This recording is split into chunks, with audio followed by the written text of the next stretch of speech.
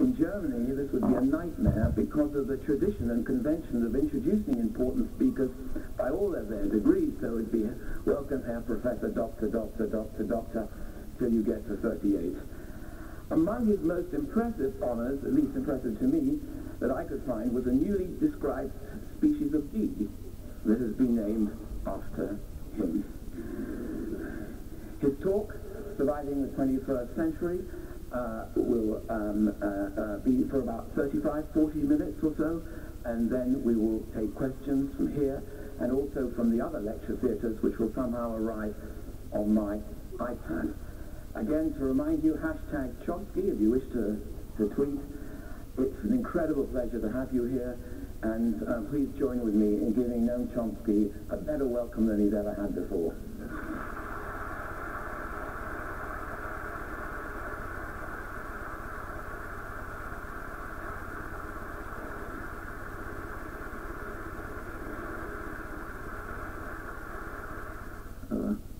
When I think about the announced title, Will We Survive the 21st Century, there is an irresistible image. It's the image of the proverbial lemmings marching towards the cliff, cheering their intrepid leaders. As we should all be aware, for the first time in history, humans are now poised to destroy the prospects for decent existence and much of life.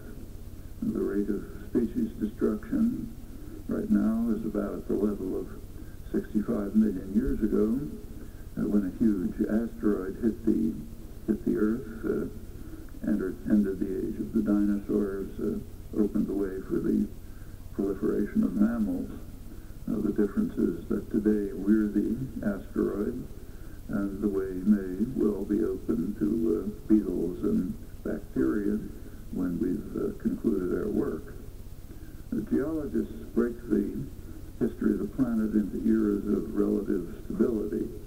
The Pleistocene lasted several million years, followed by the Holocene about 10,000 years ago that coincided with the introduction of agriculture.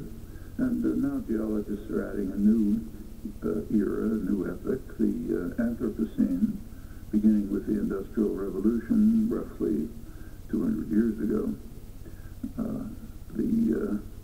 And it has radically changed the natural world.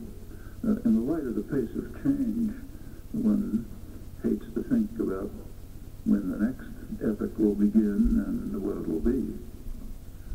One effect of the Anthropocene is the extraordinary rate of species extinction. Another is the threat to ourselves. No literate person can fail to be aware that we're facing a prospect of severe environmental disaster, effects that are already detectable, and that might become dire within a few generations if current tendencies are not reversed. Just to give a few examples, a couple of weeks ago, two leading scientific journals published a new study of the West Antarctic ice sheet. It's long been understood that if it collapses, it will lead almost inevitably to a rise in global sea level of at least 10 feet within a few generations, wipes out civilization in any recognizable form. And the reports, the new studies reported that it is collapsing. Leading scientists who are familiar with the study warn that continued release of greenhouse gases will almost certainly make the situation worse, destabilizing other parts of Antarctica, as well as the Greenland ice sheet, causing many of the world's coastal cities to be abandoned, with horrifying consequences for the poor inhabitants of coastal plains, and probably millions in Bangladesh alone. The leading U.S. scientific society, the AAAS, which is usually quite conservative, did issue a study a few days earlier reporting, quoting it, the overwhelming evidence of human-caused climate change with both current impacts and extraordinary future risks to society and natural systems. The report expressed particular concern over, quoting again, the disconnect between scientific knowledge and public perception. They're talking about the United States. And that's not an accident. The leading sectors of the business world are quite openly running major propaganda campaigns to convince the public that humans are not responsible for global warming if it's occurring at all.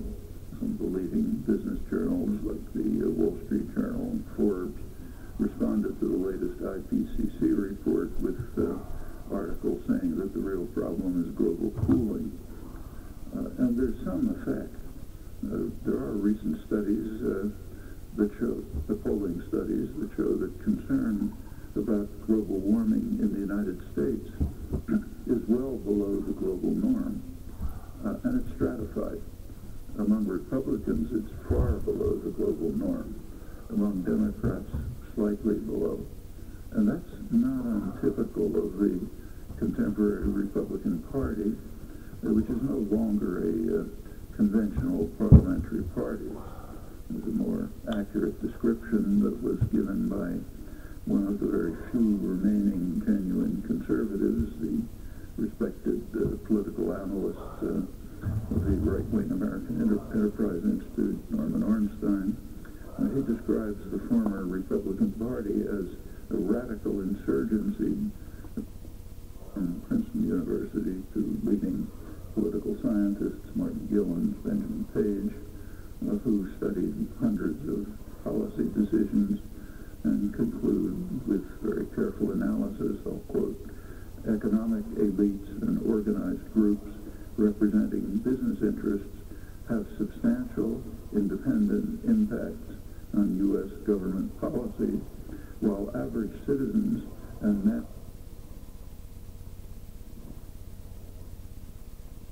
that's about to happen. We're going to be live in just a moment, but I have to tell you where we're going to be. We're not going to be at the Trumpet News channel that you're used to. We got the new Trumpet News channel 24/7 channel up and running. We did get a flag today. We got a flag. We cannot live stream from this channel, from the channel that we were live streaming from before. And I was talking to you guys about what's been happening. They flagged us for content, and we're appealing it right now, but the content that they flagged us for was graphic footage, so that once you get a flag like that, you can't live stream. And it takes about 2 or 3 months before they can get you back online, unless, of course, you win the appeal. And that's what I'm doing right now, is in the process of appeal. But something gave me a little heads up, because I started sensing, some of the things I was talking about were pretty eye-opening and behind the scenes. I think it might have been that footage that I showed you guys, the second angle. They don't want people to see that second angle of that crash. They let you see the other angle where you don't see everybody beating on the car with clubs, looking like a mob. But they don't want you to see that footage. So I think that might have been the footage that we shared, and that's why they 86'd us. I don't know. But anyways, I'm telling you guys, and I've been talking about how they're trying to stop conservative voices and how they're trying to defund the right, those who are of the conservative voice that would be considered the right. And that's why President Trump is so up against the media and how they're trying to spin everything and always trying to blame him. And it's because of people like us that open people's eyes and show what's really going on that they're trying to come after. They're trying to come after people on YouTube. They're going after the Fox News Network and all the conservative blogs out there as well, and forums. And so, guys, this is why we need your support. For anybody that was at the stream today, you'll know that we had lots of people. And then if you go back to that same stream that I gave you guys a link to, you'll see it says graphic images, content, some kind of content ID violation. And so now that channel is no longer. But I had already known ahead of time. I had already prepared a day before, because see, we're up on things here. We know what's going on. And this channel already is up and running, and it's going to have lots of people going on down. So come on over. The links are below in the description. And there's breaking news right now, guys. Right now, as we speak, some major things are happening with North Korea. And we're going to be covering that, and I'm going to be telling you about what just happened today, and possibly there may be some more statements from the president or from the White House in regards to what just happened with North Korea's threat against Guam. They're basically finalizing the plans for an attack. And this is just out of the news. There's also a lot of other news with Trump Tower, the protests that are going on. We're going to be covering all that. So come on over. I'll be sharing. I'll be talking during commercial breaks, and I'll give you some of my commentary as well during the actual broadcast. So come on over. God bless. Links are in the description. And anytime you look at my channel, if you go to the front page, you'll see a playlist. Usually on any channel that we're at, a Cool News channel, the Trumpet News channels. We have 3 Trumpet News channels. You'll see a playlist, and you'll see where we're live and when we're live. So just keep looking at that playlist. God bless.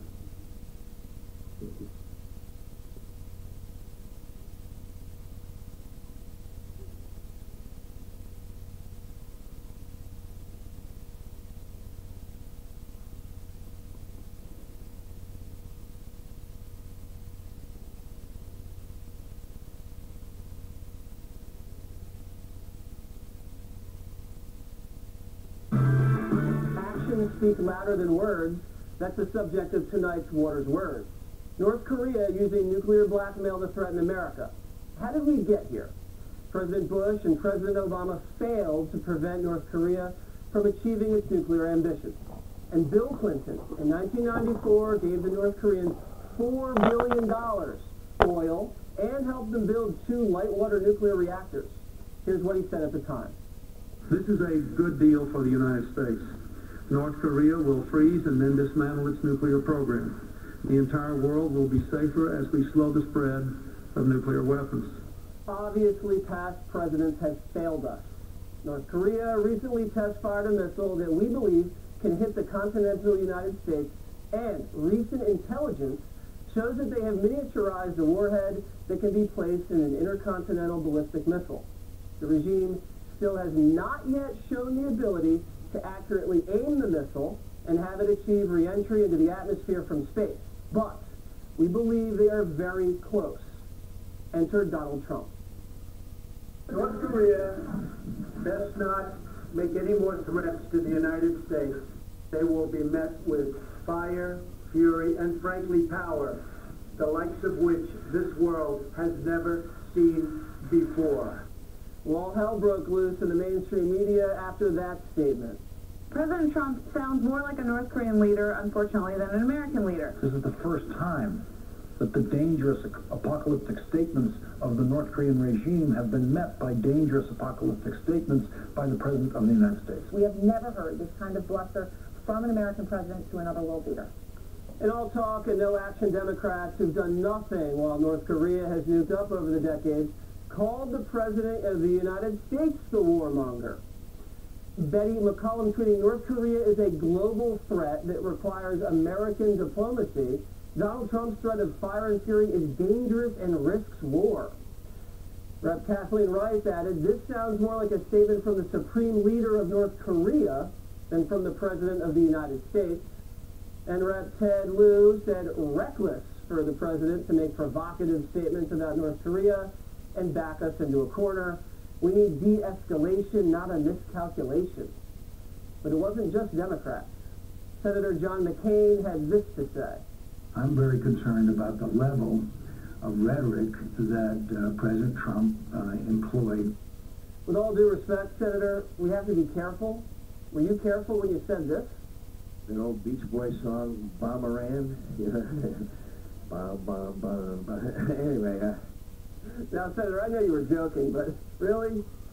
So the swamp thinks President Trump is a greater threat than a nuclear North Korea. The Trump derangement syndrome has prevented them from realizing the obvious. North Korea nuked up while Washington whispered,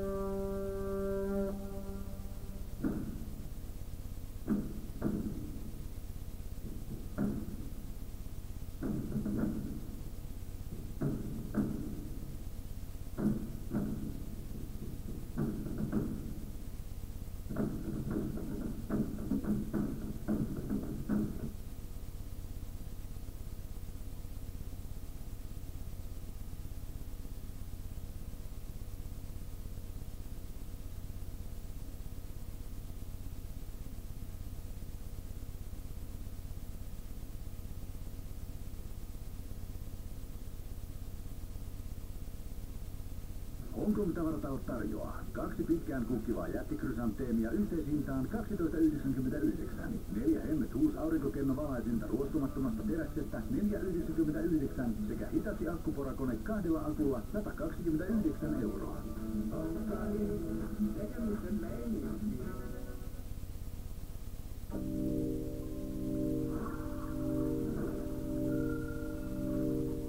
Gasp with awe or shriek with fear. So we're going to go mythological on your ass. Welcome to WatchMojo.com, and today we're counting down our picks for the top 10 creatures from Norse mythology. Who can forget the time he heroically fought the Jotun alongside the All-Father Odin? That didn't happen. For this list, we'll be ranking the most legendary and fearsome creatures of Norse mythology, which is a mythos deriving from the folk tales and legends of such Scandinavian countries as Norway, Sweden, and Denmark.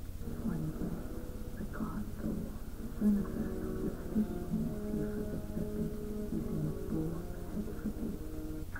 Number 10, Draugr. There's a dead spice in you. Draugr are undead revenants that have been reanimated from the grave. Sound familiar? Yep, even Scandinavia has their own unique take on zombies. These corpses often remain rooted in their final resting places, guarding whatever treasures or trinkets were buried with them. Though undead, a Draugr can die a second death, usually through some manner of burning, decay, or dismemberment.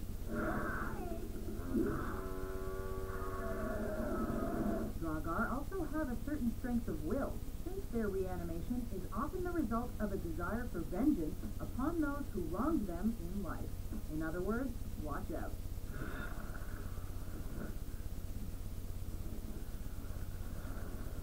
Number 9, Fossagrimmen. Fossagrimmen are spirits that usually reside within bodies of water, playing mournful tunes on an instrument, typically a harp or fiddle. A Fossagrim can be persuaded to teach its magical musical skills to humans in exchange for an offering of food. If only the bare minimum is met, then the Fossagrim will only teach the basic instrumental skills.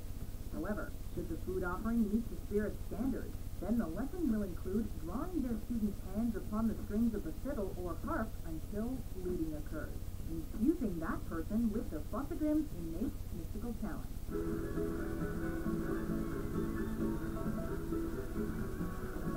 Number 8, Sleipnir. In the world of Norse mythology, there are battle steeds, and then there is Sleipnir. This fearless and bold 8-legged horse accompanies Odin, the king of the gods, to face all of his enemies in war. Sleipnir is actually the offspring of the trickster god Loki and the horse Svaifari.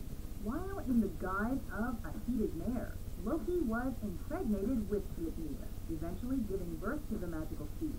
Able to travel great distances and thought of as, quote, the best horse among gods and men, Sleipnir was eventually taken by Odin and became his most beloved steed. Number 7, Ratatoskr. Introducing Ratatoskr, glorious champion of Yggdrasil. Even Asgard has its small and humble creatures. Ratatoskr has the important task of being the god's own personal messenger service, continually bringing messages back and forth between the hawk Vedfonir and the dragon Nithok, who reside upon the top and bottom of Yggdrasil, the world trees, respectively. The origins of the name Ratatoskr stem from the Old Norse word for tooth, leading to theories that the squirrel would gnaw at the world tree. Although Ratatoskr is a relatively minor character in Norse mythology, he maintains an influence in media by appearing in Marvel's unbeatable Squirrel Girl comics, as a giant squirrel who trash talks everyone. Number 6, Jotnar. These giants of Norse myth vary in appearance and distinguishing characteristics, and take residence in the realm of Jotunheim, one of the 9 worlds stemming from the tree Yggdrasil. The first Jotnar came into the world from the armpits of Ymir, while Ymir's feet gave birth to a 6-headed beast. It was these 3 creatures that brought about the race of frost giants. Jotnar of both fire and frost have been known to interact with the gods of Asgard. Whether it's Surtur, the fire Jotun of Muspelheim, or the dangerous frost Jotnar of Niflheim, these mythical giants are an ever-present and ever-evolving force among the 9 worlds. Number 5, dwarves. At the mention of dwarves, one may think of the Tolkien battle-hardened variety, or even a group of 7 singing miners. But the dwarves of Norse mythology differ quite a bit.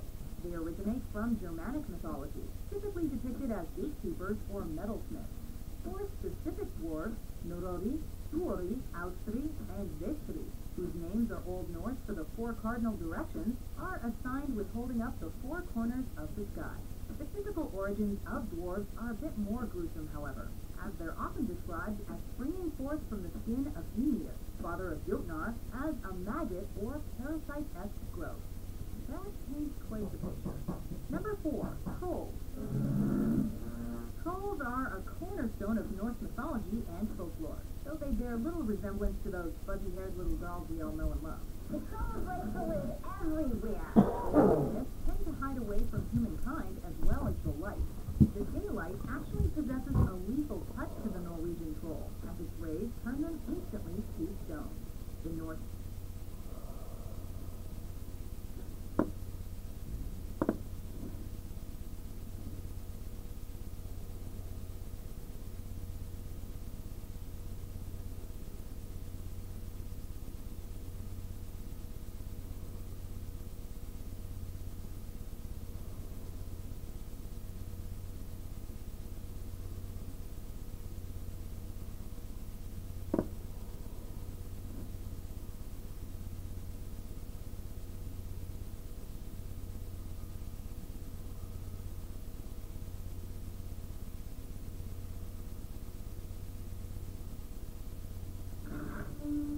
Words that you say. Don't miss me.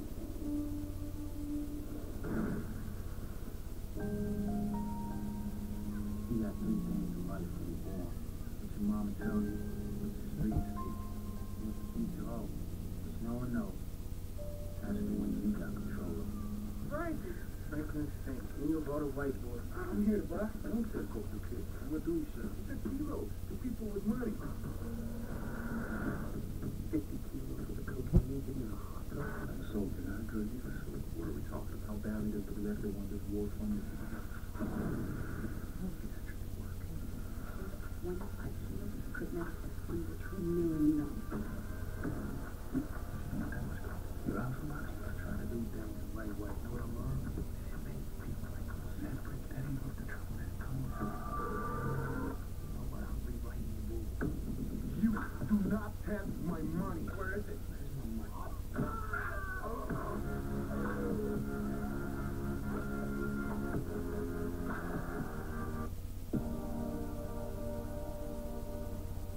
Get ready to cross the Rainbow Bridge into Asgard. Welcome to WatchMojo.com, and today we're counting down our picks for the top 10 Norse gods. If the binding proved magical, Sumner would take the hand.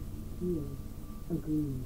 For this list, we're ranking the most famous gods from the world of Norse mythology. That is to say, the formative fables and tales which hail from such countries as Norway, Sweden, and Denmark. We'll be considering both tribes that make up the Norse pantheon, from the more familiar Aesir to the gods of fertility, wisdom, and foresight of the Vanir. Uller, reserved, secretive. Uller does not represent the cankered downing, boast-bellowing contemporaries of the Norse pantheon, but pays respectful tribute to glory in all its forms. Number 10, Bestla. Bestla is proof that even the Allfather has to have an origin. Little is known about her other than her marriage to Bor and her role as the mythical mother of Odin and his brothers Vili and Ve. In fact, she receives very little mention in the Poetic Edda and Prose Edda, the collections of ancient Norse poems and legends that make up much of Norse mythology. However, scholarly theories abound regarding her connections to other mythical beings, including one hypothesis about her possibly being the cousin of Ymir, a deity whose severed head gives Odin wisdom and knowledge. Yep, Norse myths can get a little weird. Number 9, Ur.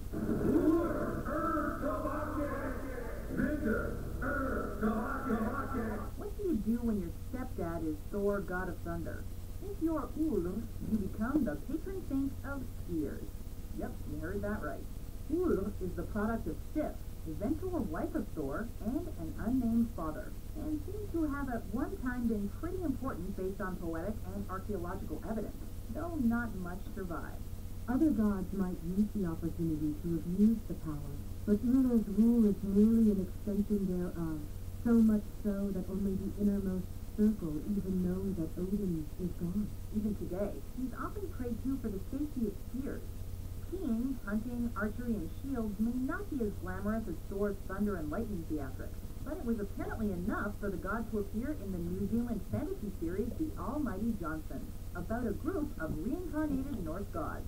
Way to go, Ur. I told you, I'm Ur. Who is always at home? The god of the hunt, among other things. Number 8, Heimdallr. God. This guardian of Bifrost, the rainbow bridge that connects the human world of Midgard with the god's realm of Asgard, is not a deity with whom to be trifled. Heimdallr, born of 9 mothers, yes, 9, has teeth of gold, as well as both super sight and hearing. It's the role of Heimdallr, or the modern Heimdall, to sound the mighty Gjallarhorn, to signify the beginning of Ragnarok, the foretold Armageddon of Norse myth. Can you not see it? It's during this time that Heimdallr and the trickster god Loki are destined to kill each other. Now that I am king, and I say for your act of treason, you are relieved of your duties as gatekeeper, and no longer citizen of Asgard. And I am no longer with you. Until that time, it's Heimdallr's duty to stand guard at Bifrost, where he watches and waits. Number 7, Tyr. My king, the water has been taken. Law, wisdom, and justice. These are the ideals that Tyr represents within the Norse pantheon. This god is described as being the son of either Odin or the giant Ymir, depending on the source. He's no pushover in either incarnation, fighting fierce battles alongside his fellow Asgardians. Human warriors often dedicated their weapons to Tyr, in the hopes that the god might bless that weapon with power and help them in battle. Will your god help? Well, that's all it is. I know he will help us. Norsemen further celebrated his name by offering a day of the week, Tuesday, in his honor. The god would later find tragedy, however, losing his right hand during the binding of the vicious wolf Fenrir. Number 6, Hel. You can probably guess what this goddess is in charge of based on her name alone. Just as other cultures, like the Greeks and the Romans, have a god of the underworld, Hel acts as the guardian of the dominion with which she shares her name, located in the realm of Niflheim. Hel also happens to be the daughter of Loki, and possesses a devious intelligence and charisma not far removed from her infamous father. One half of her is dead and looks very, very bad, and the other half of her is beautiful. Indeed, this goddess's reputation precedes her as a fearsome ruler, and she's not someone any mortal or god would want to have as an enemy.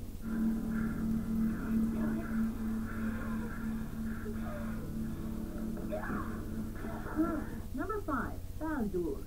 There's a wealth of tragedy behind the Asgardian brothers Baldur and Hodur.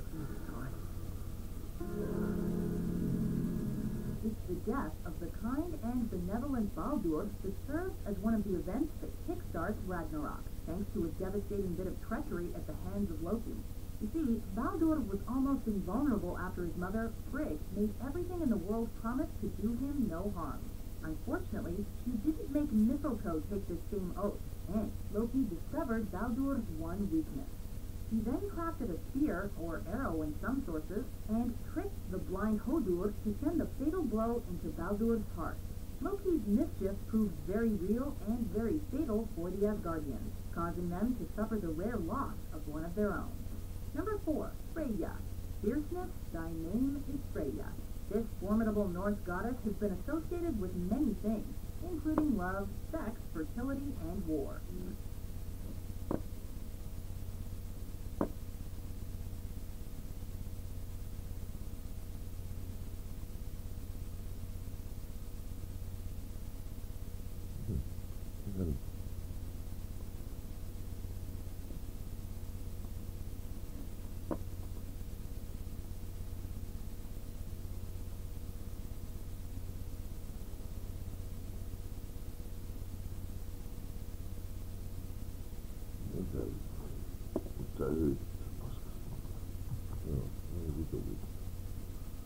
Höyryskäätös.